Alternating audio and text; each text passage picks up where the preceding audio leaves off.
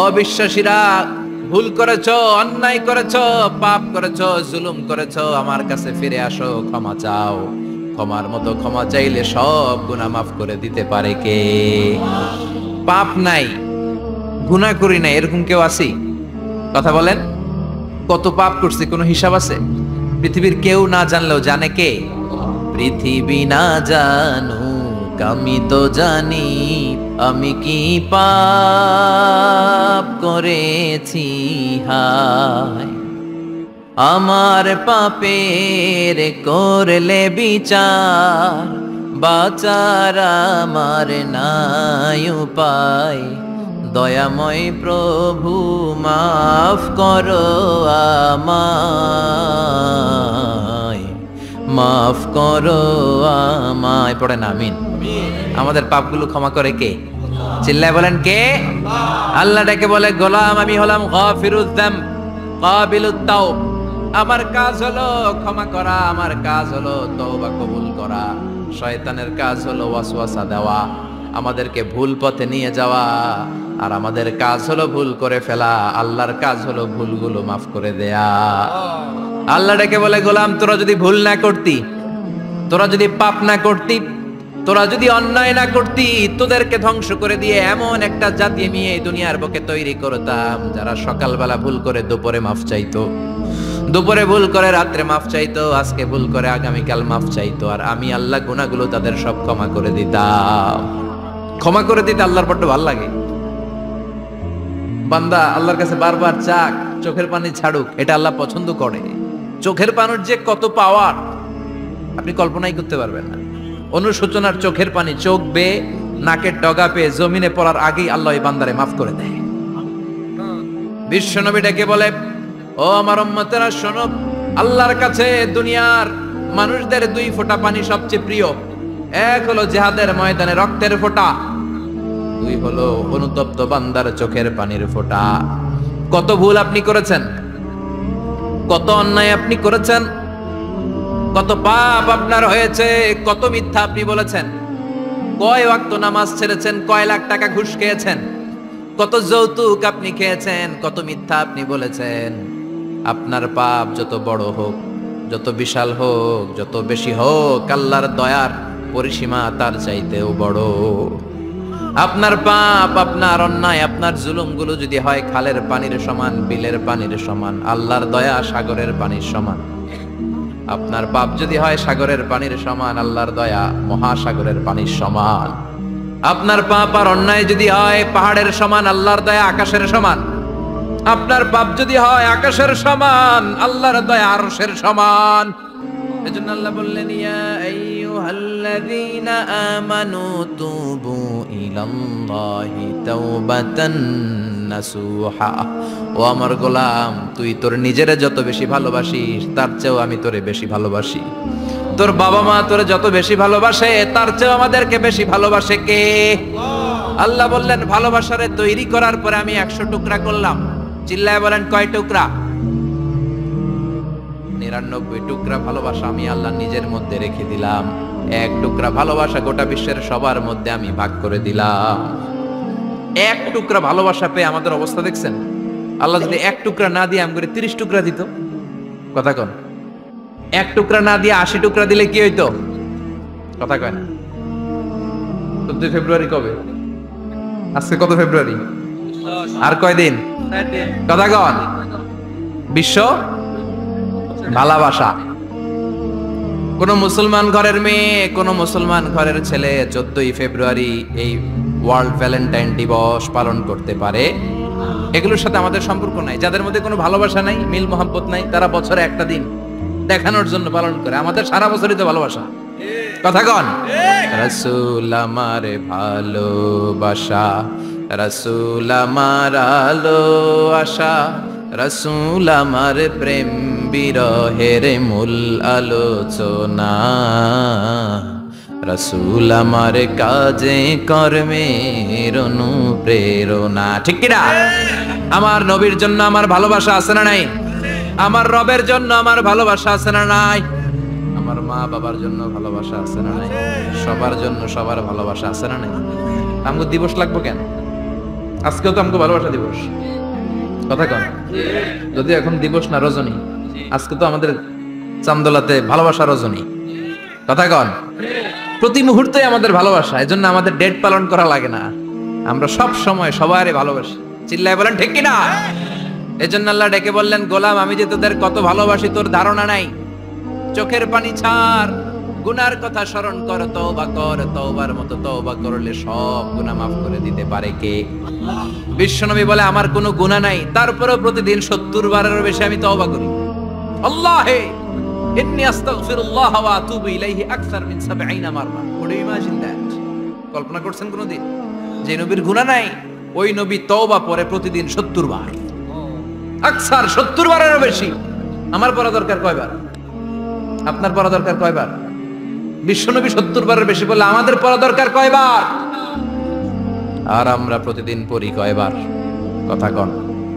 আমাদের ভুল হবে, ভুল হতে সমস্যা নাই, ভুল হওয়াই মানুষের স্বভাব, কিন্তু ভুল হওয়ার পরে ভুলের উপর অটল থাকা যাবে না। শয়তান আর মানুষের মধ্যে এই মৌলিক পার্থক্য। শয়তান ভুল করে ভুলের উপরই আছে, ঠিক কিনা? ক্ষমা চায় নাই, কিন্তু আমরা সকালে ভুল করলে দুপুরে মাপ চাই কার কাছে? 19 সালে ভুল করলে 20 সালে মাপ চাই কার কাছে? মৃত্যুর আগ পর্যন্ত আমরা ক্ষমা চাইলে ক্ষমা করে দিবে কে? সব সময় 24/7 তওবার দরজা খোলা, দুইটা সময় ছাড়া। ভালো করে মনে রাখবেন, মুখস্থ ঠোঁটস্থ যেন থাকে। দুইটার সময় তওবা কবুল হয় না, চিৎকার করে বলেন কয় সময়?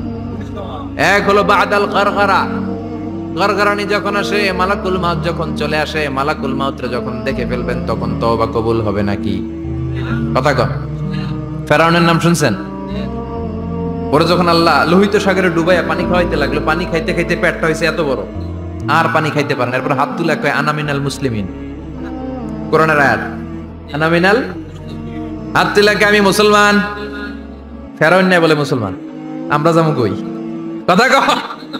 ফেরাউন হাত তুলে কয় আনা মিনাল মুসলিমিন। আল্লাহ কয় টাইম ইজ আপ, দেরি করছস, অনেক সময় দিলাম, অনেক সুস্থ রেখেছি, ক্ষমতা দিয়েছি, দাপট দিয়েছি, তখন যদি ঘাটটা নত করে, মাথাটা নত করে একবার ক্ষমা চাইতি, ফেরাউন তোরেও ক্ষমা করে দিতাম।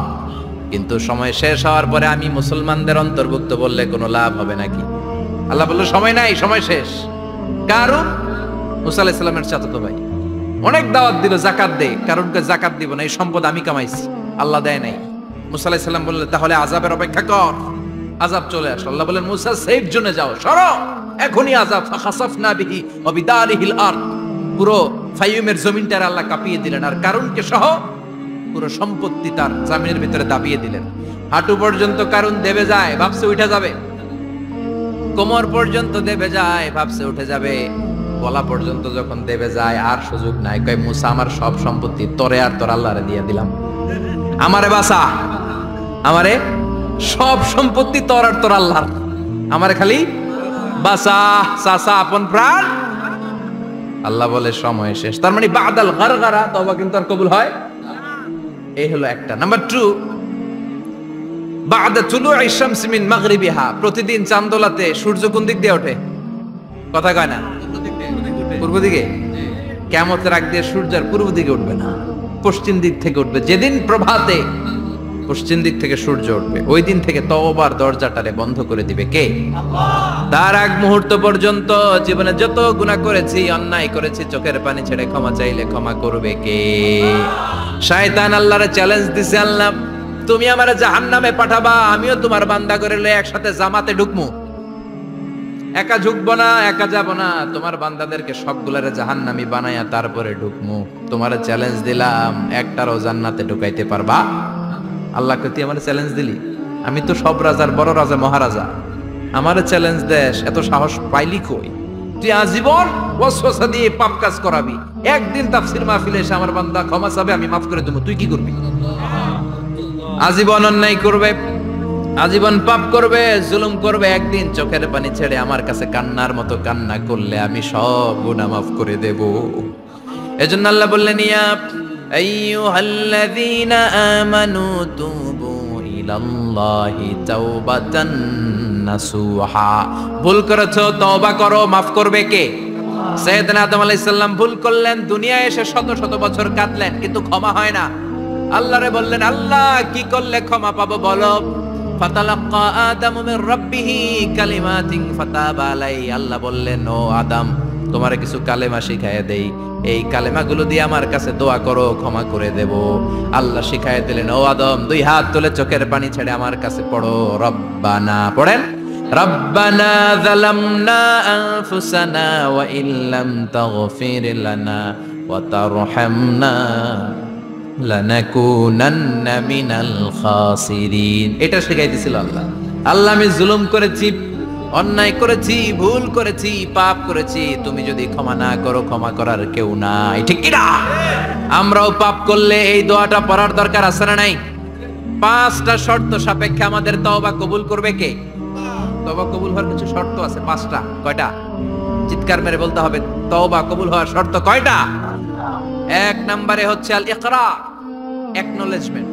You have to give the acknowledgement that you are the greatest sinner on earth. আপনাকে ঘোষণা দিতে হবে যে আপনি পৃথিবীর সবচেয়ে বড় পাপী। 1 নম্বর শর্ত, আপনি বলেন যে আল্লাহ আমার চেয়ে বড় পাপী নাই, আকাশের নিচে জমিনের উপরে আমি সবচেয়ে বড় পাপী, এমন কোন পাপ নাই যেটা আমি করি নাই, ঠিক কি না? 1 নম্বরে পাপের ঘোষণা দেন। 2 নম্বরে আন-নাদাম, নাদাম মানে repentance, you have to be repentant for what you have done. আপনাকে অনুতপ্ত হতে হবে, চোখের পানি ছাড়তে হবে, আল্লাহ আমি লজ্জিত, আল্লাহ আমি নাদান, আমি পিশাচ, আমারে মাফ করে দাও। তার মানে স্বীকার গেলেন কি অন্যায় করেছেন। 2 নম্বরে আপনি অনুতপ্ত হলেন। 3 নম্বরে স্টপ, যেই পাপ করতেছিলেন ওটা থামান, stop what you have done, যেটা করতেছিলেন আগে থামান। আপনি সুদ খাইছেন, অনুশোচনা আসলো, মাফও চাইতেছেন আবার সুদও খাইতেছেন, হবে? আপনি ঘুষ খেয়েছেন, তওবা শুরু করলেন আবার ঘুষও খেয়ে যাচ্ছেন, হবে? থামেন, স্টপ। 3টা গেল। 4 number to hate what you have done, ঘৃণা করতে হবে, যে পাপটা করেছেন মন থেকে ওই পাপটাকে ঘৃণা করতে হবে। 5 নাম্বার শর্ত হচ্ছে to determine that you never repeat this sin again in your life. আল্লাহর ওয়াদা দেন, কমিটমেন্ট দেন যে আল্লাহ আমার জীবনে পারতপক্ষে এই পাপ জীবনেও করব না। চিৎকার করে বলেন ঠিক কিনা?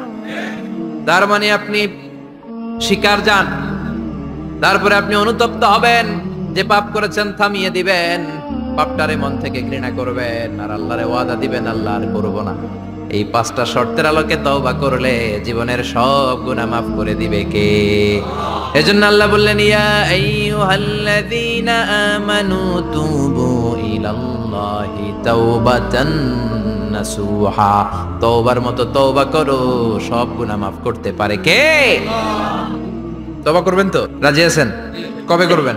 এই মুহূর্তে তওবা করলাম, এই মুহূর্তে আল্লাহর কাছে ক্ষমা চাই, আল্লাহ জীবনের সব গুনাহ মাফ করে দাও। আমাদের দেশে তওবা করার জন্য হুজুর লাগে, কথা কন? বিশা হুজুর, বড় হুজুর, ছোট হুজুর, হাফেজ সাহেব লাগে না? হাফেজ সাহেব, ইমাম সাহেব, এদের ছাড়া নাকি তওবা হয় না। না, এটা ভুয়া কথা। আপনি অনুতপ্ত হন, আপনি চোখের পানি ছাড়েন, আপনি আপনার রবরে বলেন, ক্ষমা করে দিবে কে? ইমাম সাহেব আসতে হবে শর্ত না, পীর সাহেব হুজুর এসে হুজুরের হাতে হাত রেখে তওবা পড়তে হবে শর্ত না। আপনার রবরে ডেকে চোখের পানি ছেড়ে ক্ষমা চান, ক্ষমা করবে কে? আর প্রতিদিন শতবার পড়তে থাকবেন আস্তাগফিরুল্লাহ। আওয়াজ করে সবাই পড়েন আস্তাগফিরুল্লাহ, আর জোরে পড়েন আস্তাগফিরুল্লাহ। বিশ্বনবী বলেন মান লাজিমাল ইস্তিগফার জাআলাল্লাহু লাহু মিন কুল্লি দিকিন মাখরাজা, সব সময় ইস্তিগফারের সাথে যে লেগে থাকবে রব্বুল আলামিন তারে 5টা জিনিস দিবে। কয়টা? কথা কন আরো জোরে, সবাই বলেন কয়টা?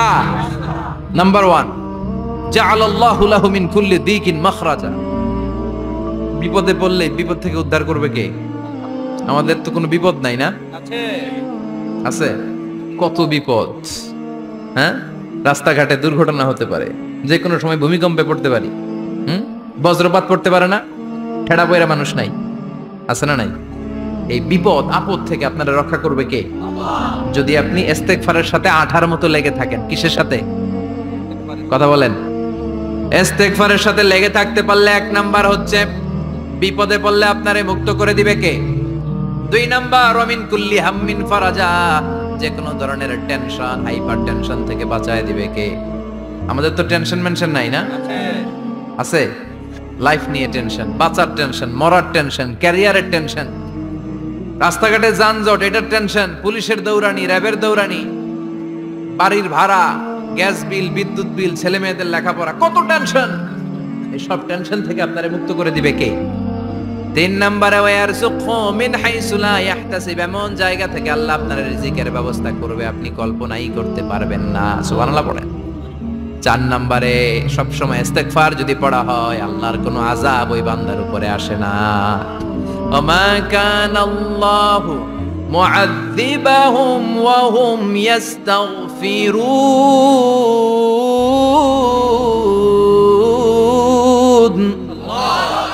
যতক্ষণ আমার বান্দা আমার কাছে ইস্তিগফার পড়তে থাকে আমার কোনো আযাব বান্দারে পাবে না।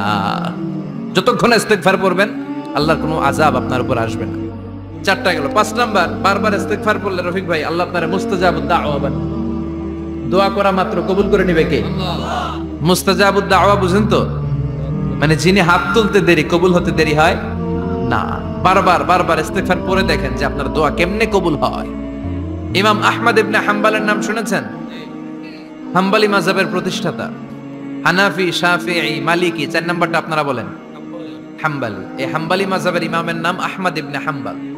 জগৎ বিখ্যাত মুহাদ্দিস।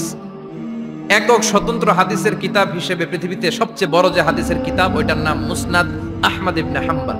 40,000 হাদিসের কালেকশন আছে এটাতে। এই ইমাম আহমদ ইবনে হাম্বল ওনার শেষ জীবনটা হাদিস পড়ানো, হাদিস কালেকশনের জন্য ব্যয় করেছেন। শহরের পর শহর, দেশ থেকে দেশ, দেশান্তরে ঘুরতেন একটা হাদিসের জন্য। উনি সফরে বেরিয়েছেন হাদিস কালেকশনের জন্য।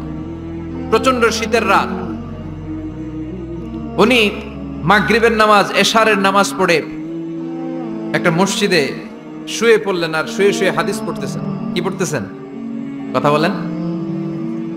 আর মনে মনে ভাবলেন রাতটা মসজিদে কাটায় দেই, ফজরের নামাজ পড়ে আবার বেরোবো। কিন্তু দারোয়ান এসে বলে মসজিদে থাকতে পারবেন না, ওঠেন। দারোয়ান আছে না? কথা কন। আহমদ ইবনে হাম্বল বললেন আমি শুধু রাতটা থাকতে চাই, আমি তো ফজরেরও মুসল্লি, ফজর নামাজ পড়বো তো এই মসজিদে, আমার থাকতে দাও। দারোয়ান তো দেয় না, কেন? মসজিদে থাকার জায়গা না, যান মিয়া। উনি যে আহমদ ইবনে হাম্বল এটা চিনে নাই, থাকতে দেয়। কি করবে এখন? উনি কাঁথা গুছিয়ে হাদিসের কিতাব নিয়ে কাদের মধ্যে ব্যাগ নিয়ে মসজিদ থেকে বেরোয় গেলেন। কি আর করবে, প্রচন্ড শীত আর কাঁপতেছেন বুড়ো মানুষ। পথিমধ্যে দেখলেন বাজার একজন খাব্বাজ, শাবুন খাব্বাজ, যুবক রুটি বিক্রেতা। সে রুটি বিক্রি করে, চুলার মধ্যে রুটি সেকে। সে যে সালাম দিল আসসালামু আলাইকুম, যুবক বলে ওয়ালাইকুম আসসালাম। আহমদ ইবনে হাম্বল বলে যুবক আমার যাওয়ার জায়গা নেই, সফরে বেরিয়েছি, খুব শীতে কষ্ট পাচ্ছি, রাতে যদি তোমার এই চুলা থেকে একটু আগুন পোহাই কোনো সমস্যা? যুবক বলে না না সমস্যা না, আহলান ওয়া সাহলান, খোশ আমদেদ, আসেন। আপনি আগুন পোহাইলে আমার সমস্যা কি? সুবহানাল্লাহ পড়েন। আল্লাহ শুকরিয়া করে উনি বসলেন আর আগুন পোহাচ্ছেন। আর খেয়াল করলেন যুবক রুটি বানায় আর পরে আস্তাগফিরুল্লাহ, রুটির দলা বানায় পরে আস্তাগফিরুল্লাহ, খামির বানায় আর পরে আস্তাগফিরুল্লাহ, রুটি নিয়ে উনুনের ভিতরে চুলার ভিতরে সেকা দেয় আর পরে আস্তাগফিরুল্লাহ। দোকানদারের কাছে কেউ আসলেই সে রুটি দেয় আর পরে আস্তাগফিরুল্লাহ। ক্রেতার কাছ থেকে টাকা নিয়ে ক্যাশ বক্সে রাখে আর কি পড়ে? আবার রুটি বানানো শুরু করে আর কি পড়ে? খালি এটাই পড়তেছে। ইমাম আহমদ ইবনে হাম্বল তো অবাক, কিরে এটা আবার কেমন যুবক, খালি আস্তাগফিরুল্লাহ। উনি প্রশ্ন করলেন যুবক ঘটনা কি? আসার পর থেকেই তোমারে দেখতেছি তুমি রুটি বানাও, রুটি বিক্রি করো আর পড়ো আস্তাগফিরুল্লাহ, মালাকা ইয়া শাবাব। যুবক বলে আস্তাগফিরুল্লাহ আমার সবচেয়ে বেশি পছন্দের আমল, আমি সব সময় আঠার মতো ইস্তেগফারের সাথে লেগে থাকি আর সব সময় পড়তে থাকি আস্তাগফিরুল্লাহ, আর এর বদৌলতে আল্লাহ আমারে মুস্তাজাবুদ দাওয়া বানিয়ে দিয়েছে। আহমদ ইবনে হাম্বল তো অবাক, আনতা মুস্তাজাবুদ দাওয়া, তুমি মুস্তাজাবুদ দাওয়া রুটিওয়ালা? আমি এত বছর হাদিস পড়াই, আমিও তো মুস্তাজাবুদ দাওয়া না, আর তুমি রুটি বেচো বাজারে, তুমি মুস্তাজাবুদ দাওয়া, তুমি দোয়া করলে সব কবুল হয়ে যায়? যুবক বলে নাম আনা মুস্তাজাবুদ দাওয়া, আমি আমার জীবনে যত দোয়া করেছি কবুল করে নিয়েছে কে? আল্লাহ। সব দোয়া কবুল করে নিয়েছে আল্লাহ, একটা দোয়া ছাড়া। কয়টা? আহমদ ইবনে হাম্বলের কৌতূহল, কিউরিসিটি আরো বেড়ে গেল। কি?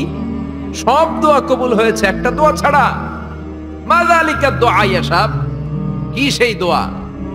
যুবক এবার বলতে শুরু করলো, আমার জীবনে যে দোয়াটা আল্লাহ কবুল করে নাই সেটা হচ্ছে আমি আল্লাহর কাছে অনেক চেয়েছি অনেক দোয়া করেছে যে আল্লাহ, শুনেছি এই জামানার সবচেয়ে বড় মুহাদ্দিস, তার নাম নাকি ইমাম আহমদ ইবনে হাম্বল। আল্লাহ, তোমার কাছে আমার চাওয়া, আমি যেন এই ইমাম আহমদ ইবনে হাম্বলরে দেখে মরতে পারি, আমি যেন ইমাম আহমদ ইবনে হাম্বলের হাতে হাত রেখে মুসাফা করতে পারি আর তার কপালে একটা চুমু এঁকে দিতে পারি। আহমদ ইবনে হাম্বল আবেগপ্রবণ হয়ে গেলেন, চোখের পানি ছেড়ে দিলেন, বললেন, যুবক, তোমার এই দোয়াটাও কবুল হয়ে গিয়েছে। আহমদ ইবনে হাম্বলের দেখা সাক্ষাৎ পাওয়ার জন্য আহমদ ইবনে হাম্বলের বাড়িতে তোমার যাওয়ার দরকার নেই, আহমদ ইবনে হাম্বল তোমার দরবারে ছুটে এসেছে।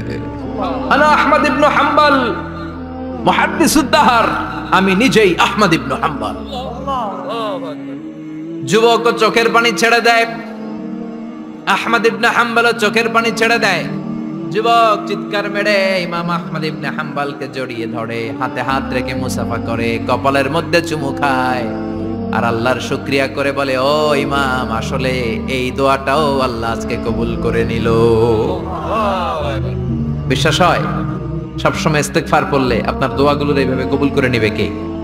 এই পাঁচটা জিনিস পাবেন সবসময় যদি ইস্তেগফারের সাথে লেগে থাকেন। রাজি আছেন তো? এজন্য বিশ্বনবী সব সময় নামাজে সালাম ফিরানোর পরে পড়তেন আস্তাগফিরুল্লাহ।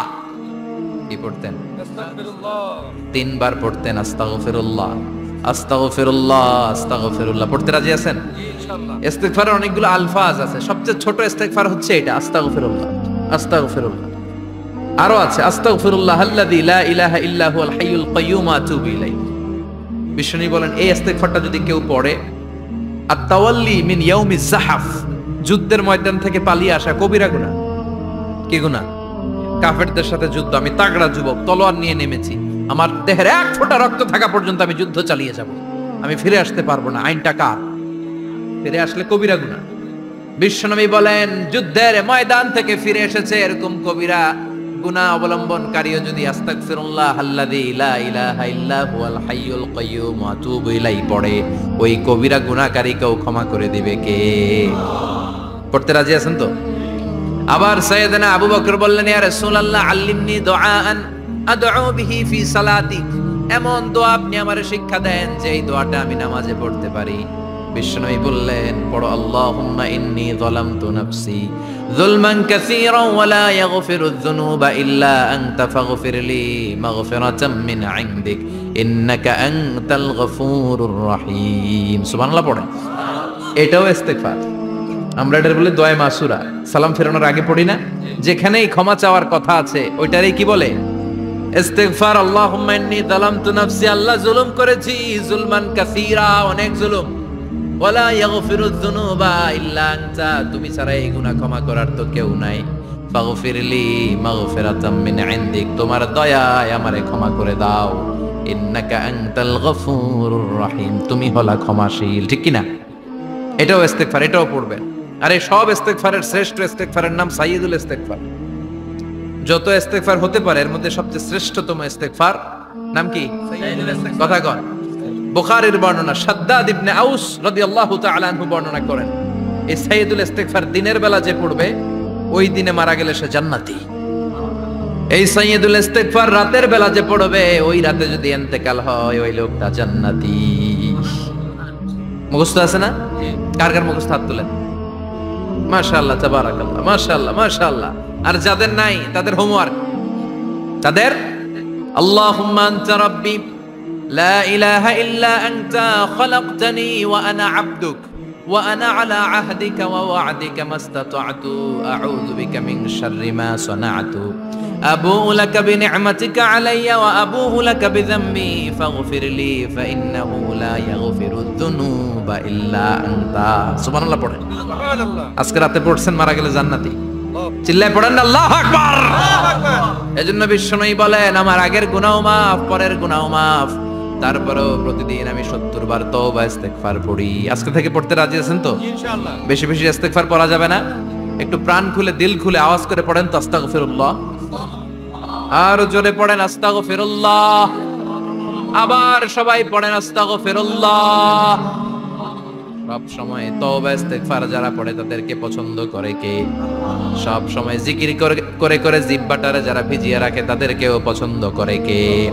আল্লাহ বলেন, ওয়াজকুর রাব্বাকা ফি نفسك تضرعا وخيفة ودون الجهر من القول بالغدو والآصال ولا تكن من الغافلين سبحان الله পড়ে আল্লাহ বলেন ওয়াজকুর রাব্বাকা ফি নাফসিক আল্লাহরে মনে মনে ডাকো তাদাররুআ ওয়া খীফা আল্লাহর জিকির করতে আল্লাহ বলেছেন ফি নাফসিক বুঝতেছেন না অর্থ ফি নাফসিকা মনে মনে আল্লাহর জিকিরটা করো তাদাররুআ ওয়া খীফা তাদাররুআ মানে বিনয়ের সাথে with full of humility submission and humbleness বিনয়ের সাথে আল্লাহরে ডাকো ওয়া খীফা গোপনে গোপনে ডাকো দুনাল জাহারি মিনাল কওল চিৎকার চেঁচামেচি করে ডেকো না কার কথা আওয়াজ করে জিকির করো না এই যে আমরা মাহফিলে লা ইলাহা ইল্লাল্লাহ জিকির করে এটা তালিমান উদ্দেশ্য কি তালিমের জন্য আওয়াজ করে জিকির জায়েজ আছে কিন্তু ব্যক্তিগত জিকিরের যে ইবাদতটা এটা আস্তে আস্তে হইতে হবে এটা ভদ্রভাবে হতে হবে চিল্লাচিল্লি করে নয় আবার তালিমের জিকির ওইটাও ভদ্রভাবে ইন্নাল্লাহা জামিল ইউহিব্বুল জামাল আমার আল্লাহ সুন্দর আমার আল্লাহর জিকিরের মধ্যেও সৌন্দর্য আছে না নাই কিন্তু এদেশে জিকিরের ভেতরে লাফালাফি আছে না নাই বেশি না কম কি বসেন বসেন হ্যাঁ বসে যান তো অনেক ধরনের আছে জিকির হ্যাঁ বসেন বসেন বসে যান হ্যাঁ হাইবার আলী এটা কি আবার জালালি তো এই যে ইন্নাল্লাহা জামিল ইউহিব্বুল জামাল আমার আল্লাহ সুন্দর আমার আল্লাহর জিকিরের মধ্যেও সৌন্দর্য আছে না নাই তালিমের উদ্দেশ্যে সবাই মিলে জিকির করা যায় কিন্তু চিল্লাফাল্লা করা যাবে না লাফালাফি করা যাবে না মাথা ডানে বায়ে ঝোলানো যাবে না ঠিক কি না কিন্তু লাফালাফির জিকির আছে না নাই লাফাইতে লাফাইতে হ্যাঁ গাছের আগায় বাঁশের আগায় আবার যিনি জিকির পরিচালনা করে ওনার কান্দে যাইয়া ওঠে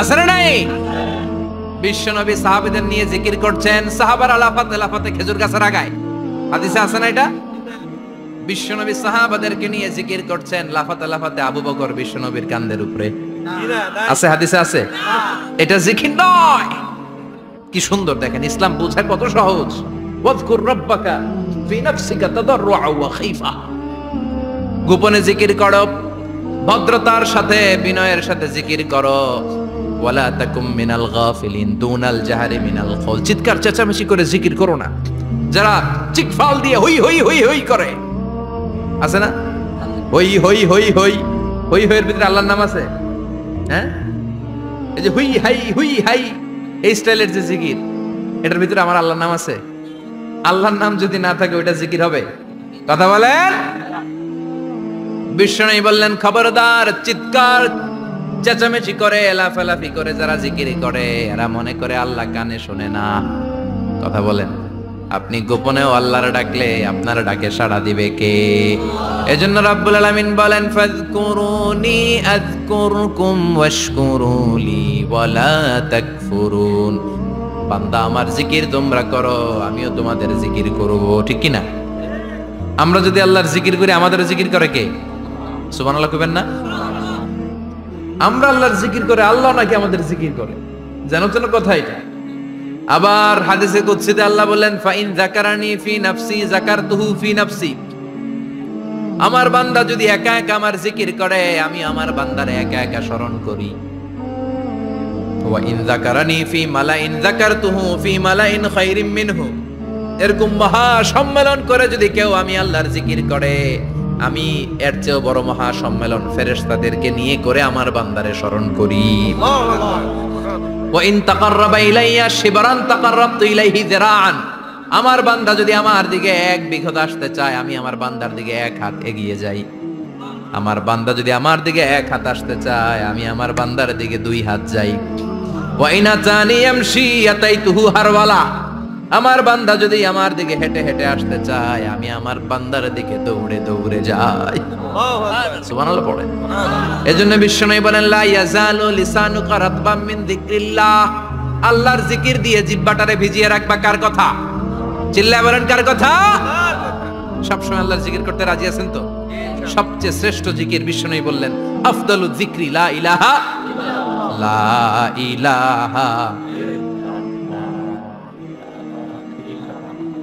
লা ইলাহা ইল্লাল্লাহু মুহাম্মাদুর রাসূলুল্লাহ সাল্লাল্লাহু সবচাইতে শ্রেষ্ঠ জিকির লা ইলাহা, এর চেয়ে শ্রেষ্ঠ জিকির আছে? কথা বলেন।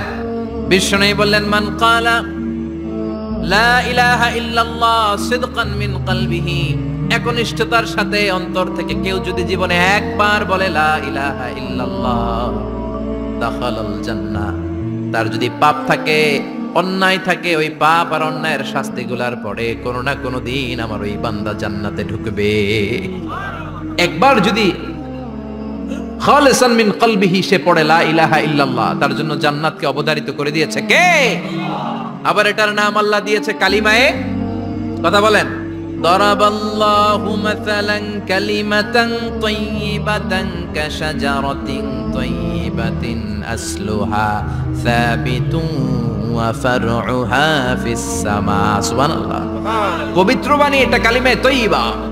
আবু সাঈদ আল খুদরি থেকে বর্ণিত, মুস্তাদরাকে হাকিম আর সহিহ ইবনে হিব্বানে এসেছে, বিশ্বনবী বলেন, মুসা আলাইহিস সালাম আল্লাহর একবার প্রশ্ন করলেন, ইয়া রব আল্লিমনি দুআন আদউ বিহি, আপনি আমার এমন একটা জিকির শিক্ষা দেন যে জিকির দিয়ে আমি শুধু আপনার জিকির করব, কেউ এই জিকির করতে পারবে না।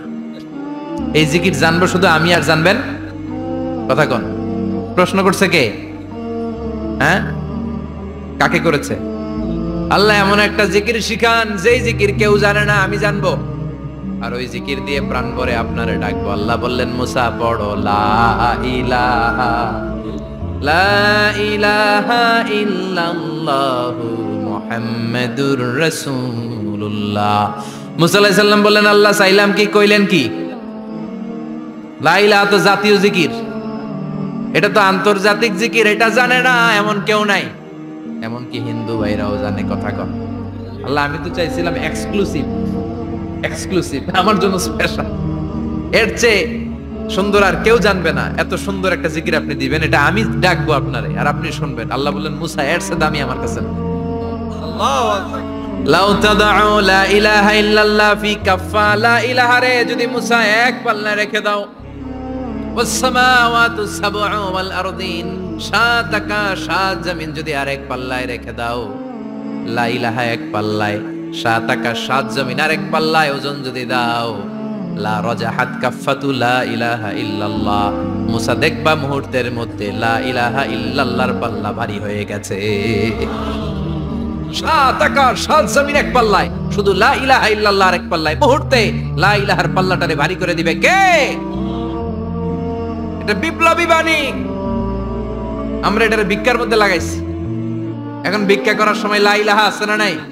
একটা টাকা দিয়া যান আমি গরিব ইনসান, আখিরাতে সওয়াব পাইবেন পাহাড় সমান, একটা টাকা দিয়া যান আমি গরিব ইনসান, আছে না নাই? জুমার নামাজের সময় ভিক্ষা করে, একটা টাকা দিয়া যান আর লা ইলাহার জিকির লগে, আছে না নাই? এটা আমরা ভিক্ষার জিকির বানাইছি, এটা তো বিপ্লবী বাণী। এই বাণীর পক্ষে যারা, তারা ন্যায় আর সত্যের পক্ষে চিল্লায় বলেন ঠিক কিনা? এই বাণীতে যারা বিশ্বাস করে তারা এক আল্লাহর সামনে মাথা নত করে দেয়, গোটা পৃথিবীর কোন শক্তির সামনে ওই মাথা নত হয় না, ঠিক কিনা? এই লা ইলাহা যারা আমরা মানি, আল্লাহ ছাড়া কারোর সামনে মাথা নত করব? কোন শক্তি আমাদের মাথা নত করাতে পারে? বিপ্লবী বাণী, এটা সংগ্রামী বাণী। এই বাণী এমন বিপ্লব তৈরি করে গোটা বিশ্ব পাল্টে দেয়। এই লা ইলাহার ব্যাখ্যা করেছেন সাইয়্যিদ কুতুব শাহীদ তার তাফসিরে, নাম শুনছেন? কি নাম তাফসিরের? ফি জিলালিল কুরআন। ফি জিলালিল কুরআন লিখে উনি মিশর কাঁপিয়ে দিলেন। তিনি গোটা বিশ্বের জাহালাতকে তার তাফসিরের লেখনের মধ্যে দিয়ে তুলে এনেছেন। আর বলেছেন, আল্লাহর আইন ছাড়া পৃথিবীর বুকে কোনো আইন চলবে না। তার তাফসির পরে মিশরের সব যুবকরা রাস্তায় নেমে এলো। আন্দোলনের চোটে পুরো মিশরে উত্তাল গণ আন্দোলন। ইনিল হুকমু ইল্লা লিল্লাহ, আল্লাহর জমিনে আল্লাহর আইন ছাড়া কিছু চলবে। পুরো মিশর টালমাটা, সরকার টালমাটা। সরকার প্রধান ছিল জামাল আব্দুল নাসের, কয়টারে জেলে বর। কথা কন, হকের কথা বললেই জেলখানা আছে না নাই? সাইয়্যিদ কুতুব শাহীদের জেলখানায় ভরা হলো। ওনারে জেলখানায় ভরার পরে আন্দোলন আরো 3 গুণ বেড়ে গেল। কায়রোর রাস্তায়, মিশরের রাস্তায় রাস্তায় ইসলাম প্রেমিক, কোরআন প্রেমিক যুবকদের আন্দোলন। পুরো আন্দোলনে মিশর কেঁপে উঠল। মিশর ব্যাপী আন্দোলনের গণজোয়ার, সরকারের অবস্থা খারাপ। সরকার এবার ঘোষণা দিল সাইয়েদ কুতুব শহীদ মিশরের যুবকদেরকে আন্দোলনে ঠেলে দেওয়ার কারণে তাকে মৃত্যুদণ্ড দেয়া হলো, ফাঁসি। যুগে যুগে কোরআনের পক্ষে যারা, এদের কাছে ফাঁসির রশি আছে না নাই? কিন্তু এই ফাঁসির রশিকে তারা থোড়াই কেয়ার করে চিল্লায় বলেন ঠিক কিনা? ফাঁসি, সাইয়েদ কুতুব শহীদের ফাঁসির রায় দেয়া হলো। আদালত থেকে ফাঁসির রায় বহাল রাখা হলো। যেদিন ফাঁসি দেয়া হবে তার 1 ঘন্টা আগের ঘটনা। কারা কর্তৃপক্ষের নিয়ম অনুযায়ী, জেল কোর্টের নিয়ম অনুযায়ী, জেলখানার যিনি ইমাম আছে না, উনি 1 ঘন্টা আগে আইসা এই কালিমা পড়ায়, যারা ফাঁসি দেয়া হবে এর পড়ায় লা ইলাহা মুহাম্মাদুর। তো সাইয়েদ কুতুব শহীদকে কালিমা পড়ানোর জন্য ইমাম সাহেব আসছে। ফাঁসির বাকি কয় ঘন্টা, এসে বলে সাইয়েদ কুতুব শহীদ আপনি পড়েন লা ইলাহা ইল্লাল্লাহ। সাইয়েদ কুতুব শহীদ বলে আমারে তুই কালিমা শিখাইস না, আমি কালিমা খুব ভালো জানি। যেই কালিমা পড়ানোর কারণে সরকার তোরে বেতন দেয়, ওই কালিমার ব্যাখ্যা করার কারণে সরকার আজকে আমারে ফাঁসি দেয়। তুই কালিমা পড়াস, তোরে টাকার বান্ডিল দেয়, আমি কালিমার ব্যাখ্যা করার কারণে ফাঁসির মঞ্চে দাঁড়াই, চিল্লায় বলেন ঠিক কিনা? তার মানে তোর কালিমা আমার কালিমা এক কালিমা না, এই 2 কালিমার মধ্যে পার্থক্য আছে না নাই? তোর ইমানি চেতনা আমার ইমানি চেতনা এক ইমানি চেতনা নয়। তোরে টাকা দেয়, আমারে ফাঁসি দেয়, তার মানে 2 চেতনা আলাদা, চিল্লায় বলো ঠিক কিনা? এজন্য আল্লাহ ডেকে বললেন গোলাম, এটা বিপ্লবী বাণী। এই কালেমার আন্দোলন যারা করে তারা আল্লাহ ছাড়া পৃথিবীর কাউরে ভয় পায় না, আর তারা চায় কালেমার পতাকা পৃথিবীর মধ্যে যেন পথ করে উড়ে, ঠিক কিনা? বাংলার জমিনে কালেমার পতাকা উড়ুক, আমরা চাই কি চাই না? লা ইলাহা ইল্লাল্লাহু মুহাম্মাদুর রাসূলুল্লাহ। সুবহানাল্লাহ পড়েন। 4টা কথা আল্লাহর কাছে সবচেয়ে প্রিয়। একটা হচ্ছে সুবহানাল্লাহ, আরেকটা হচ্ছে আলহামদুলিল্লাহ, আরেকটা হচ্ছে লা ইলাহা ইল্লাল্লাহ, আরেকটা হচ্ছে আল্লাহু আকবার। এই যে শুরুতে 3টা তাকবীর দিছি, এই তাকবীরটা আল্লাহর প্রিয় কথা আছে 4টায়, 4টার মধ্যে একটা আছে না নাই? আওয়াজ করে পড়েন আল্লাহু আকবার। সবচেয়ে প্রিয় আল্লাহর কাছে এই 4টা কথা। লা ইয়াদুররুকা বিআইয়িহিন্না বাদাতা। বিষ্ণু বললেন এই 4টার যেটা দিয়ে শুরু করতে মন চাই করো, কোনো সমস্যা নেই। সুবহানাল্লাহ পড়েন। এজন্য ফরজ নামাজের পরে এই তাসবিহগুলো পড়বেন। আব্দুল্লাহ ইবনে আমর ইবনে উলাস তিনি বর্ণনা করেন, আমি বিশ্বনবীকে আঙ্গুলের গিরা দিয়ে এই তাসবিহগুলো পড়তে দেখেছি। রাআইতুন নাবিয়্যা সাল্লাল্লাহু আলাইহি ওয়াসাল্লাম ইয়াকিদু তাসবিহা বিয়ামিনি। আমি বিশ্বনবীর ডান হাতের আঙ্গুলের গিরায় এই তাসবিহগুলোকে পড়তে দেখেছি। পড়তে রাজি আছেন? ডান হাত তোলেন, এই আঙ্গুলের করের মধ্যে এইভাবে রাখেন, এইভাবে রেখে নামাজের পরেই সুবহানাল্লাহ আলহামদুলিল্লাহ পড়তে রাজি আছেন? সুবহানাল্লাহ 33 বার, আলহামদুলিল্লাহ 33 বার, আল্লাহু আকবার 33 বার। পড়তে রাজি আছেন সবাই? আল্লাহ তুমি কবুল করো। ফরজ সালাতের পরে আমরা মুনাজাত দেওয়ার জন্য পাগল হয়ে যাই। আসসালামু আলাইকুম ওয়া রাহমাতুল্লাহ, আসসালামু আলাইকুম ওয়া রাহমাতুল্লাহ, আমিন ইয়া আরহামার রাহিমিন। আসনা নাই? সামদুল্লাহ মনে হয় নাই। কিন্তু বিশ্বনবী সালাম ফেরানোর পরে সর্বপ্রথম যে আওয়াজটা করতেন সেটা হচ্ছে আল্লাহু আকবার। এরপর 3 বার পড়তেন আস্তাগফিরুল্লাহ আস্তাগফিরুল্লাহ আস্তাগফিরুল্লাহ। এরপর আয়াতুল কুরসি একবার। কয়বার? মান ক্বারা আয়াতুল কুরসি দুবুরা কুল্লি সালাতিন মাকতুবা লাম ইয়ামনাহু মিন দুখুলিল জান্নাতি ইল্লাল মাউত। প্রত্যেক ফরজ সালাতের পরে যে একবার আয়াতুল কুরসি পড়ে তার জান্নাতে ঢোকার ক্ষেত্রে আর কোনো বাধা থাকে না, একটা জিনিস ছাড়া, সেটা হচ্ছে মরণ। লোকটা মরে না তাই জান্নাতে যায় না, মরলেই জান্নাত। আল্লাহু আকবার।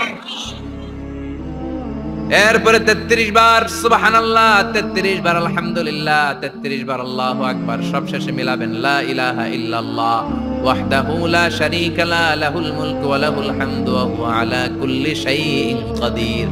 এরপরে পড়তেন আল্লাহুম্মা আনতাস সালাম ওয়া মিনকাস সালাম তাবারাকতা ইয়া যাল জালালি ওয়াল ইকরাম। এরপরে পড়তেন আল্লাহুম্মা লা মানিআ লিমা আ'তাইতা ওয়া লা মু'তিয়া লিমা মানা'তা ওয়া লা ইয়ানফা'ু যাল জাদ্দি মিনকাল জাদ। এরপরে পড়তেন আল্লাহুম্মা ইন্না নাসআলুকাল হুদা ওয়াত তুকা ওয়াল আফাফা ওয়াল গিনা। এরপরে পড়তেন আল্লাহুম্মা আ'ইন্না আলা যিকরিকা ওয়া শুকরিকা ওয়া হুসনি ইবাদাতিক। সুবহানাল্লাহ পড়েন। কত তাসবিহ, কত দোয়া। আবার ফজরের সময় পড়তেন আল্লাহুম্মা বিকা আসবাহনা ওয়া বিকা আমসাইনা ওয়া বিকা নাহইয়া ওয়া বিকা নামুতু ওয়া ইলাইকান নুশুর। সুবহানাল্লাহ পড়েন। এগুলো পড়ে না? আল্লাহুম্মা আমিন ইয়া আরহামার রাহিমিন। কত বড় ডাকাত! ফরজ সালাতের পরে তাসবিহগুলো পড়বেন? কথা বলেন, পড়তে রাজি আছেন সবাই? আর তাসবিহ শেষ হলে দোয়া করেন, সমস্যা নাই। দোয়া করতে হবে কার কাছে? বিশ্বনবী বললেন না, দোয়া মুখল ইবাদা, দোয়া হলো ইবাদতের নির্যাস। যার দোয়া নাই ওর কিচ্ছু নাই। দোয়া করেন নাই তো নামাজে কাজ হবে না, দোয়া করেন নাই রোজায় কাজ হবে না। কথা কন। আর দোয়া মুখল ইবাদা, দোয়া হচ্ছে ইবাদতের নির্যাস। আবার তিরমিজির বর্ণনায় বললেন আর দোয়া হুয়াল ইবাদা, দোয়াটাই নাকি ইবাদত। দোয়াটা ইটসেলফ এইটাই ইবাদত। নামাজ যেমনি ইবাদত, রোজা যেমনি ইবাদত, হাত তুলে যে দোয়া করলেন এইটাও ইবাদত। সুবহানাল্লাহ পড়েন।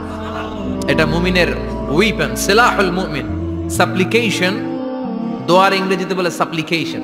সাপ্লিকেশন is the weapon of believers. এটা বিশ্বাসীদের অস্ত্র। সবকিছুর কারামতি যেখানে শেষ, দোয়ার কারামতি ওইখানে।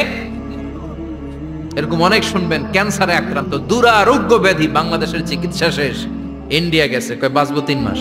কয় মাস? এরপরে 7 বছর বাইসা ছিল। কেমনে বাঁচলো? কেমনে? দোয়া। দোয়ার পাওয়ার আছে না নাই? তবে দোয়াটা দোয়ার মতো হতে হবে। সিনসিয়ার দোয়া ইজ লাইক এ মিসাইল। একনিষ্ঠ দোয়া এটা মিসাইলের মতো। মিসাইল হামলা করলে ইঞ্চি ইঞ্চি যেখানে মিসাইল বোমাটা পড়ার কথা ঠিক ওখানে পড়বে। ড্রোন হামলা করলে ঠিক ওখানে, ব্যালিস্টিক ক্ষেপণাস্ত্র নিক্ষেপ করলে লক্ষ্য বস্তু যেমনি ভিত করে, তেমনি দোয়ার মতো দোয়া করলে মুহূর্তেই দোয়া কবুল হয়ে যায়। আমরা দোয়ার মতো দোয়া করতে জানি না। কেমন করে দোয়া করতে হয় আমাদের জানা নাই, এজন্য দোয়াও কবুল হয় না। চিল্লা এখন ঠিক কিনা? কিন্তু আল্লাহ ওয়াদা দিয়েছেন, উজিবু দাওয়াতাদ দাঈ ইযা, আমার বান্দা দোয়া করলে আমি দোয়া কবুল করি। আমার বান্দা চাওয়া মাত্রই আমি কবুল করে নেই। সুবহানাল্লাহ পড়েন। যত দোয়া আপনি করেছেন সব কবুল, সব। All of your duas are accepted. সব কবুল হয়েছে আল্লাহর কসম। অনেকে বলবে হুজুর এটা আবার কি কইলেন? এতক্ষণ তো ভালোই কইতেছিলেন। সব দোয়া আবার কবুল হয় কেমনে? আমি তো জীবনে কত কিছু চাইলাম, কত কিছু তো পাই নাই। আছেন এরকম অনেকে? অনেক পেরেশান, আফসোস করে, হুজুর চাইলাম আল্লাহ দিল না। 4টা মাইয়া, এবার কাবা দইরা চাই আইছি পোলার কথা, এটাও হইছে মাইয়া। আছে না নাই? 5টা ছেলে হইছে, মেয়ের জন্য বুকটা হাহাকার। হজে যে আরাফাতের ময়দানে যে আসলাম, এইবারও হইছে আর একটা পোলা। আছে না নাই? কত কিছু চাইলাম, পাইলাম না, হুজুর দিল না আল্লাহ। বলে না? আপনার সব দোয়া কবুল, তবে কবুল হওয়ার 3টা সিস্টেম আছে।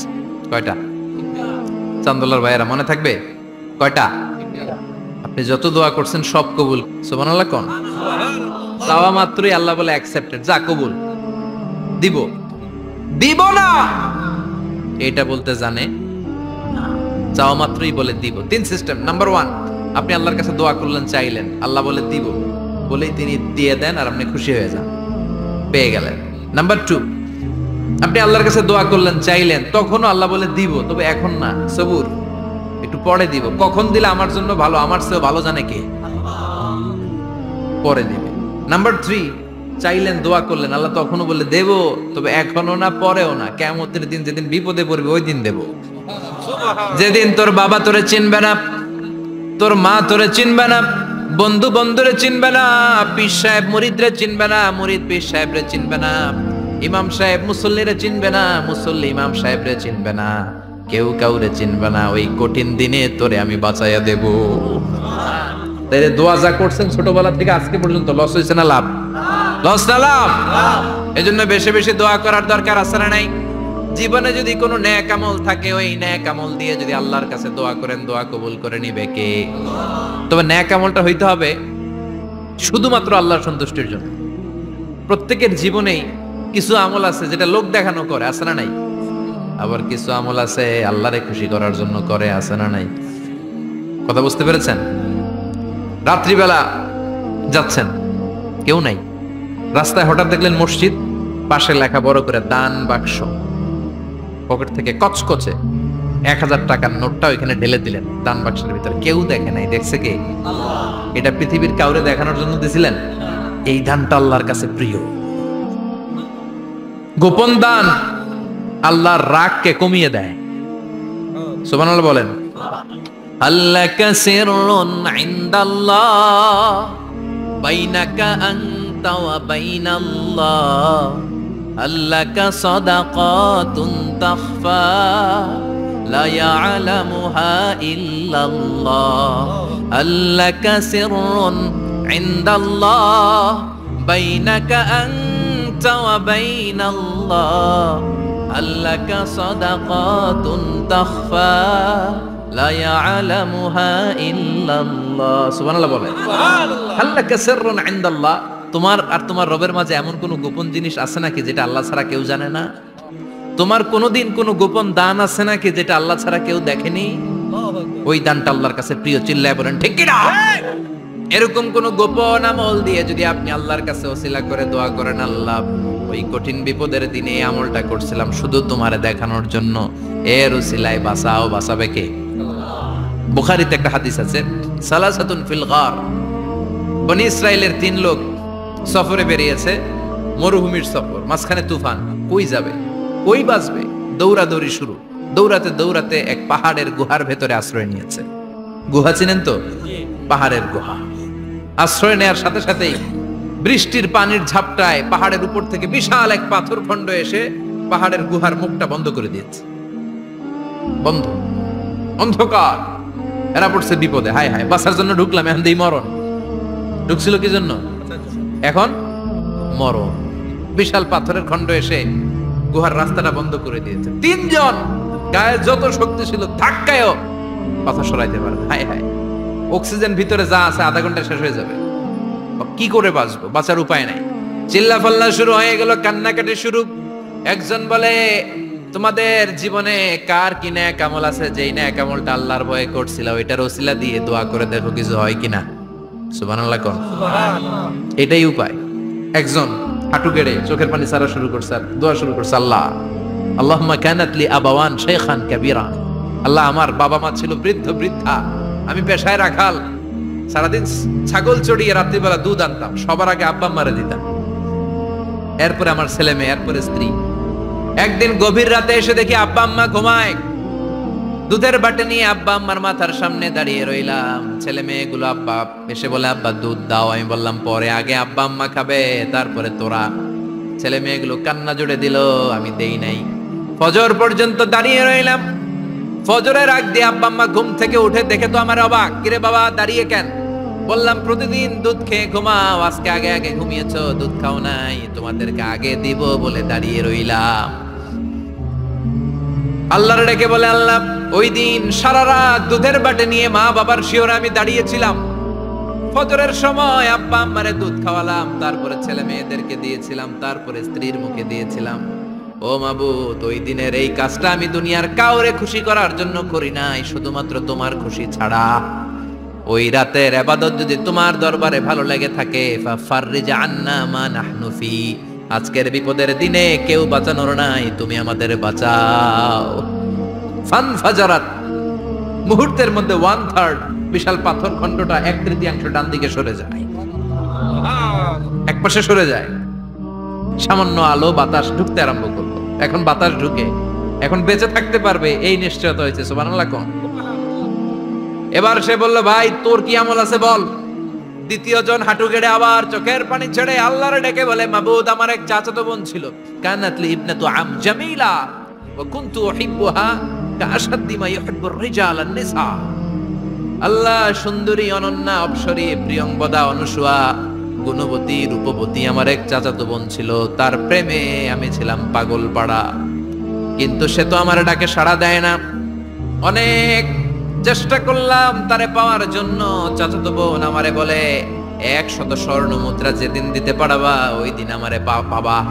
এবার আমি স্বর্ণ মুদ্রা কালেকশনের কাজে লেগে গেলাম।